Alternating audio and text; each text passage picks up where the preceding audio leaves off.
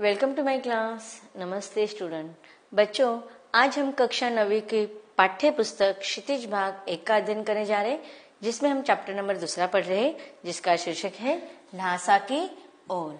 ल्हासा की ओर इस पाठ का यह सेशन नंबर 3 है। इसके पहले भागों में हमने तिब्बत के बारे में जानकारी हासिल कर रही थी कि वहाँ का सामाजिक जीवन कैसे है। अब ल्हासा की ओर यह एक यात्रा वृत्तांत है। यात्रा वृत्तांत के बारे में हमें पता है, इसके पहले भागों में या इसके पहले कक्षाओं में आपने पढ़ा होगा कि साहित्य की तो अलग अलग विधाएं होती है, जैसे कि उपन्यास, कहानी, निबंध, इसके अलावा भी होते हैं संस्मरणों आदि। आपके इस पाठ्य पुस्तक में बहुत सारे अलग अलग जो चैप्टर है वह उसमें हमें अलग अलग विधाएं पढ़ने को मिलते हैं। तो यात्रा वृत्तांत की विशेषता क्या होती है कि लेखक जिस स्थान पर घूमने के लिए जाते हैं वहाँ का बहुत अधिक जानकारी हमें प्राप्त करवाते हैं। वहाँ की विशेषता, यह सारे बारे में हमें जानकारी हासिल होती है। अब देखिए, यहाँ पर यात्रा वृत्तांत के बारे में मैंने लिखा हुआ है। आपको प्रश्न भी पूछा जा सकता है कि आपका जो यह पाठ है वह एक यात्रा वृत्तांत पर है, तो उसकी क्या विशेषता इस पाठ में आपको दिखाई देते हैं अन्य पाठों से। तो इस प्रश्न का उत्तर आप इस प्रकार से लिख सकते हैं। अब देखते हैं, पढ़ती हूँ मैं इसे। प्रस्तुत विधा अर्थात यात्रा वृत्तांत अन्य विधाओं अर्थात कहानी, संस्मरण, निबंध आदि से अलग है। इसमें लेखक ने यात्रा के समस्त वस्तुओं, व्यक्तियों और घटनाओं का वर्णन किया है। अब देखिए, यात्रा वृत्तांत की विशेषता क्या होती है कि उसमें समस्त वस्तु, व्यक्ति और घटनाओं का वर्णन किया जाता है। अब इस यात्रा वृत्तांत में ल्हासा की और इस पाठ में लेखक ने तिब्बत के भौगोलिक परिदृश्य आंखों के सामने जो रखे वह अत्यंत सजीव हो उठते हैं। वहां के सुनसान इलाकों तथा पहाड़ी भागों के अलावा सामाजिक रीति रिवाज, भाषा एवं संस्कृति की जानकारी हमें मिलती है। और इस प्रकार यह जो पाठ है आपका ल्हासा की ओर, वह अन्य विधाएं जैसे कि कौन कौन से अन्य विधाएं होते हैं, कहानी, उपन्यास, संस्मरण आदि विधाओं से यात्रा वृत्तांत यह विधा अलग है।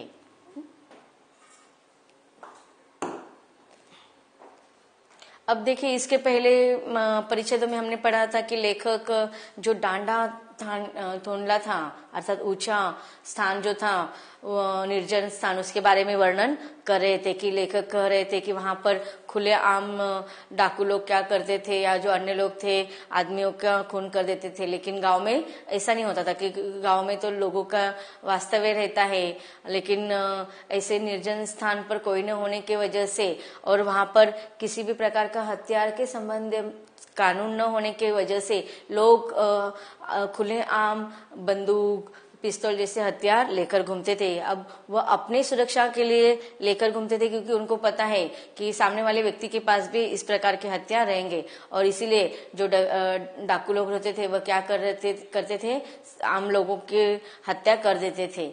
क्यों? क्योंकि उनको पता था अगर उनके हत्या डाकू लोग नहीं करेंगे तो उनका भी जीव, उनका भी प्राण जा सकता था। और इसी वजह से वहां पर इस प्रकार के हथियार बंदी का कानून न होने की वजह से एक निर्जन स्थान पर डर लगा रहता था। लेखक कहते हैं कि लेकिन वह भिखमंगे के वेश में होने के कारण वहां पर उन पर कोई इस प्रकार के आफत नहीं आ सकते थी, संकट नहीं आ सकते थे। और फिर अगर कोई भी वहां पर उनकी तरफ संदेह दृष्टि से देखता था तो वह क्या करते थे, भिखमंगे के वेश में पैसे मांगने लग जाते थे।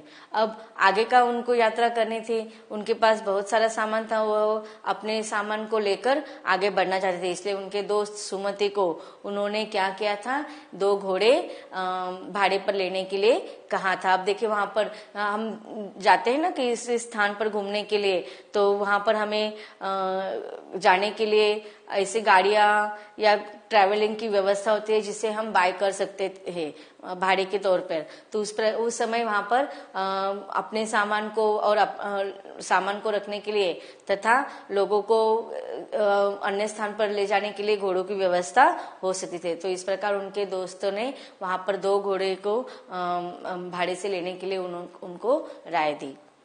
अब लेखक आगे का वर्णन कर रहे दूसरे दिन हम घोड़ों पर सवार होकर ऊपर की ओर चले। तब लेखक ने क्या किए थे, उनको आगे की यात्रा करने के लिए घोड़े ले लेते। तो इस प्रकार घोड़े पर बैठकर वह ऊपर की ओर बढ़ने लगे।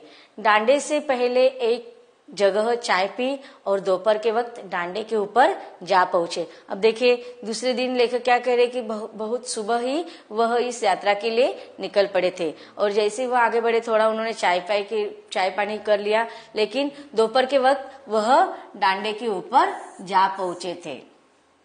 हम समुद्र तल से 16-18 हजार फीट ऊंचे खड़े थे। अब देखिए लेखक कह रहे कि जो वह स्थान था वह बहुत ही ऊपर का स्थान था, लेकिन समुद्र स्थल से वह लगभग कितना फीट था, 17-18 हजार फीट ऊंचा था। तो इस प्रकार लेखक ने अपनी जो यात्रा की थी वह ऊंचाई पर पहुंच चुके थे और नीचे समुद्र तल से उसका अंतर हमें बता रहे। हमारे दक्षिण तरफ पूरब से पश्चिम की ओर हिमालय के हजारों श्वेत शिखर चले गए थे। अब देखिए वहां का प्राकृतिक वर्णन लेखक हमें बता रहे हैं कि जब लेखक वहां पर गए थे तो दक्षिण की तरफ से पूरब से पश्चिम की ओर हिमालय के हजारों श्वेत शिखर अर्थात सफेद शिखर चोटियां दिखाई दे रहे थे। भीटे की ओर दिखने वाली पहाड़ बिल्कुल नंगे थे। अब देखिए भीटे अर्थात जो चोटियां ऊपर बड़े बड़ी चोटियां होती है वह दिखने वाले, वहां पर दिखने वाले जो पहाड़ होते हैं वह बिल्कुल नंगे दिखाई दे रहे थे। अर्थात वहां पर न ही बर्फ था और न ही हरियाली दिखाई देते, बिल्कुल वहां पर सुनसान ऐसे मिट्टी के जैसे जो बड़े बड़े पहाड़ होते थे वो नंगे पहाड़ ही लेखक बता रहे कि दिखाई दे रहे थे। न वहां बर्फ की सफेदी थी न किसी तरह की हरियाली। तो इस प्रकार ऐसे वह सिर्फ ऊंचे ऊंचे जो पहाड़ होते हैं वहां पर किसी भी प्रकार के हरियाली या सफेद शुभ्र जैसे कि हिमालय के श्वेत शिखर चढ़ रहे थे तो वहां पर दिखाई दे रहे थे सफेद बर्फ, लेकिन वहां पर किसी भी प्रकार की हरियाली नहीं थी और सफेद बर्फ नहीं थी। इस प्रकार से वह नंगे सिर्फ पहाड़ ही पहाड़ दिखाई दे रहे थे। उत्तर की तरफ बहुत कम बर्फ वाली चोटियां दिखाई पड़ती थी। सर्वोच्च स्थान पर डांडे के देवता का स्थान था। अब देखिए यहाँ पर लेखक आगे कह रहे कि उत्तर की तरफ बहुत कम बर्फ वाली चोटियां दिखाई दे रही थी, मतलब कुछ पहाड़ जो ऐसे थे वहां पर बर्फ आच्छादित चोटियां दिखाई दे रही थी, लेकिन कुछ पहाड़ बहुत ही नंगे थे। लेकिन उत्तर की तरफ थोड़े कम बर्फ वाली चोटियां लेखक कह रहे कि दिखाई दे रहे थे। सर्वोच्च अर्थात सबसे ऊपर का जो स्थान था डांडे के देवता का स्थान था, जो पत्थरों के ढेर, जानवरों की सींगों और रंग बिरंगे कपड़ों की झंडियों से सजाया गया था। अब देखिए यहाँ पर लेखक ने डांडे के देवता के स्थान का वर्णन किया है। अब हम देखते हैं ना कि बहुत सारे जो देवताओं के स्थान होते हैं कि ऊपर पहाड़ पर पर्वत पर होते हैं।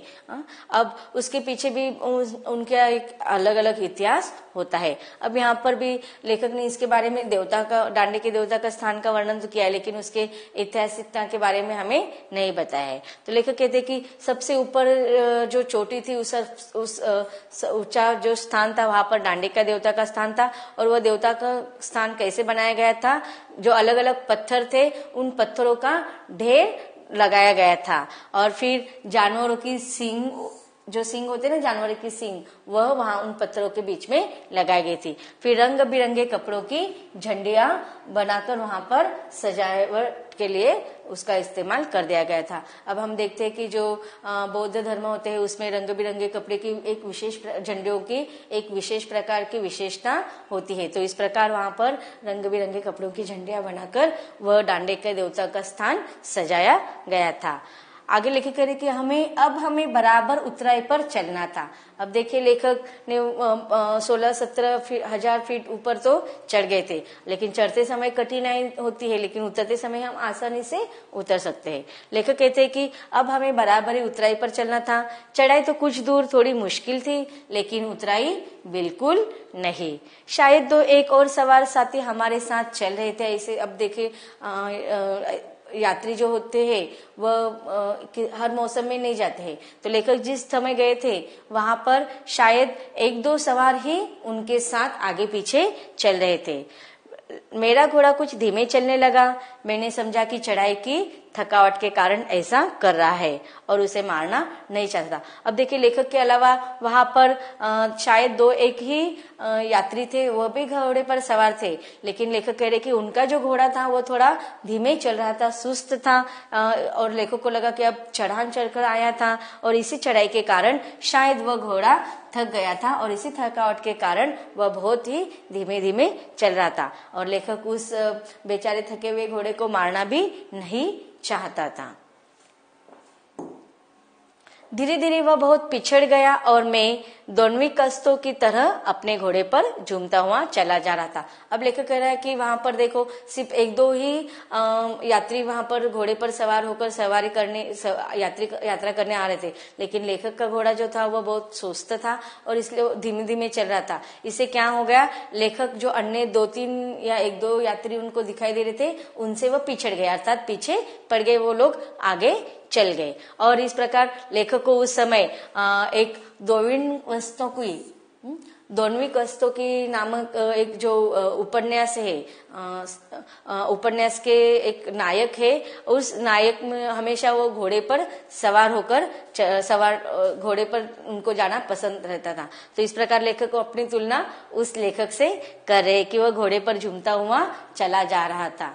जान नहीं पड़ता था कि घोड़ा आगे जा रहा है या पीछे। अब देखो लेखक थोड़ा नासमझ में पड़ गया, उसे पता ही नहीं चल रहा था, घोड़ा इतना कमजोर हो चुका था थकावट के कारण या सुस्त होने के कारण लेखक को पता नहीं चल रहा था कि लेखक वो घोड़े के साथ आगे जा रहा है या पीछे की ओर जा रहा है। जब मैं जोर देने लगता तो वह और भी सुस्त पड़ जाता। अब देखो लेखक को थोड़ा डर भी लगने लगा था क्योंकि उनको कोई दिखाई नहीं दे रहा था, जितने एक दो यात्री उनको दिखाई दे रहे थे वह भी उनसे लेखक उनसे पीछे गया था, पीछे पड़ गया था और इसी वजह से लेखक अब उस घोड़े को जल्दी जल्दी चलने के लिए कर रहे थे। अब चाबुक से या पैर से उनको घोड़े को चलाने की कोशिश कर रहे थे, लेकिन उसे क्या हो जाता था, घोड़ा और भी सुस्त पड़ जाता था।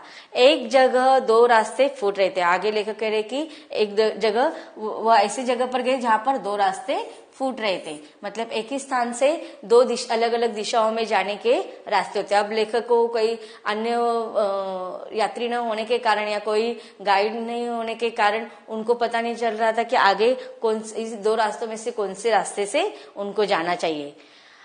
एक जगह दो रास्ते फूट रहे थे, मैं बाएं का रास्ता ले मील 1.5 मील चला गया। तो लेखक ने क्या किया, बाएं के रास्ते से वो आगे बढ़ गए। आगे एक घर से पूछने से पता लगा कि लंगोर का रास्ता दाहिने वाला था। तो जब वह 1 मील 1.5 मील जब आगे चले तो उनको पता चला कि वह गलत रास्ते से आए हैं, तो इसलिए उनको फिर से पीछे जाना पड़ा। फिर लौटकर उसी को पकड़ा।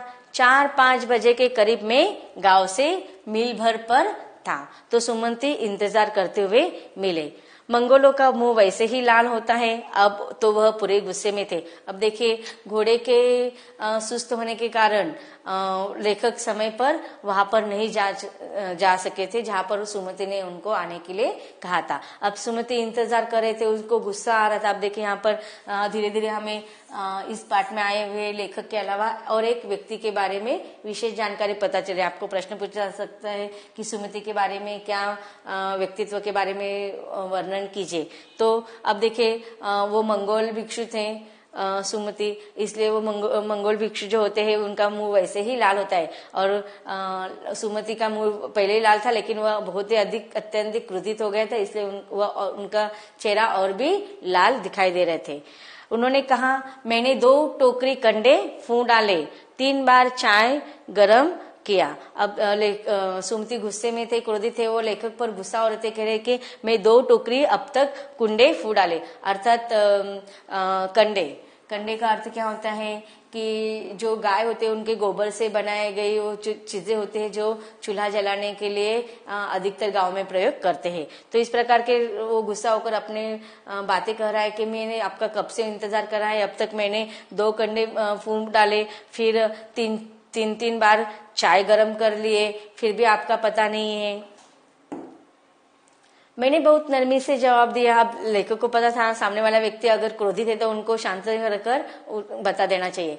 उन्होंने जवाब दिया, लेकिन मेरा कसूर नहीं है मित्र, देख नहीं रहे हो कैसे घोड़ा मुझे मिला है, मैं तो रात तक पहुंचने की उम्मीद रखता था। अब वो कह रहे कि मेरी इसमें गलती नहीं है, घोड़े बहुत सुस्त था इसके लिए मुझे आने में देर हो गई। मुझे तो लग रहा था कि मैं रात तक पहुंच जाऊंगा, लेकिन उसने मैं जल्दी आ गया है। खैर, सुमिति को जितनी जल्दी गुस्सा आता था उतनी जल्दी वह ठंडा भी हो जाता था। तो देखो अब सुमिति के बारे में और हमें एक व्यक्तित्व के बारे में विशेषता पता चले कि जितना जल्दी उनको गुस्सा आता था उतना जल्दी वह शांत भी हो जाते थे। लंगोर में वह एक अच्छी जगह पर ठहरे थे। यहाँ भी उनके अच्छे यजमान थे। पहले चाय सत्तू खाया गया, रात को गरम तुक्का मिला। अब देखिए जहाँ पर भी सुमति जाते थे, अब वह एक मंगोल भिक्षु होने के कारण उनके बहुत सारी जान पहचान थी, तो वहां पर जाकर उन्होंने अच्छी जगह वहां पर ठहर गए क्योंकि उनकी जान पहचान थी। और फिर यहाँ भी उनके अच्छे यजमान थे। अच्छे यजमान अर्थात जो ब्राह्मणों के द्वारा धार्मिक विधि वगैरह करते हैं उसे कहा जाता है यजमान। तो उनके जान पहचान वाले यजमान थे। फिर उन सब लोगों ने मिलकर क्या किए, चाय सत्तू खाया। चाय सत्तू का अर्थ होता है कि भुने हुए जो चीजें होते हैं खाने के, उसे कहा जाता है सत्तू। तो उन्होंने थोड़ा नाश्ता कर लिया। फिर रात को गर्मा गर्म थुब्बा भी मिला। अब थुब्बा एक खाने की विशेष वस्तु है जो तिब्बती का विशेष पदार्थ माना जाता है। तो इस प्रकार उन्होंने थोड़ा पेट भर नाश्ता कर लिया।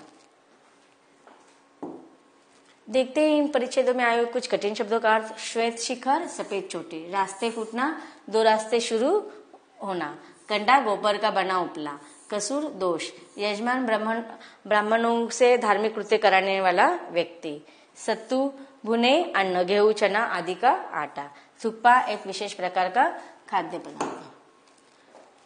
तो बच्चों इस प्रकार हमें लेखक यात्रा वृत्तांत में बहुत सारी जानकारी दे रहे हैं। आगे भी इस जानकारी को हम पढ़ेंगे, लेकिन इसके अगले भाग में।